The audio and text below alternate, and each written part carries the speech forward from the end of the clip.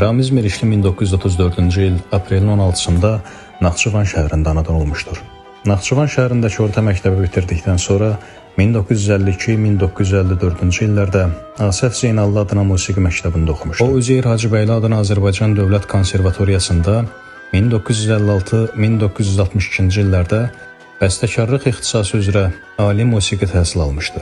Əmək fəaliyyətinə 1954-cü ildən etibarən Azərbaycan Radio İnformasiya İdarəsində musiqiçi kimi başlayan Ramiz Mirişli 1962-ci ilədək Respublikanın müxtəlif musiqi məktəblərində müəllim işləmişdi. O, 1962-2005-ci illərdə Azərbaycan Dövlət Televiziya və Radio Verilişləri şirkətində musiqi baş redaksiyasında böyük redaktor və baş redaktor vəzifələrində çalışmış. 1978-1998-ci illərdə Azərbaycan Bəstəkarlar İttifaqının Naxçıvan şöbəsinə rəhbərlik eləmişdi. 2005-ci ildən ömrünün sonunadək Azərbaycan Milli Konservatoriyasının professor olaraq peşəkar musiqiçi kadrların formalaşdırılması işinə dəyərli töhfələr vermişdi. Ramiz Mirişlini məhsuldar bəstəkar kimi daha çox tanıdan və sevdirən onun mahnı yaradıcılığı idi. Məşhur Azərbaycan şairlərinin sözlərinə yazdığı həmin çoxsaylı mahnılar sənətsevərlərin böyük rəğbətini qazanmışdı. Ramiz Mirişlinin mahnıları görkəmli ifaçıların repertuarında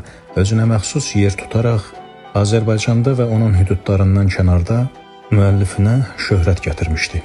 Həmin mahnılardan Bir könül sındırmışam, Doğma diyarım, İlk görüş, Mavi dünyam, Güləndam, Əlvida, Bir xumar baxışla kimi bəzi mahnıların adlarını çəkmək olar.